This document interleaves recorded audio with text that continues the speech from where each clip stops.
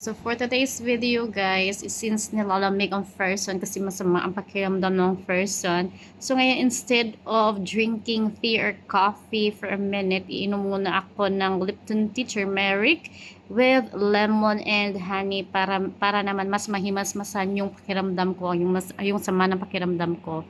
Tsaka mawala yung katinang lalamunan ko at tsaka yung ubo at saka sipon. So, after that, nag-boil na yung water natin. So, lalagyan ko na ng mainit na tubig ang aking baso at susugkayin para matunaw yung nilagay kong honey. At mag-mix yung Lipton tea, turmeric, yung lemon at saka yung honey.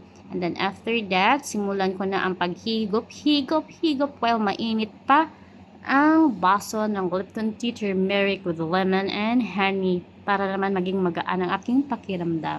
And I think that's all for today, buyers!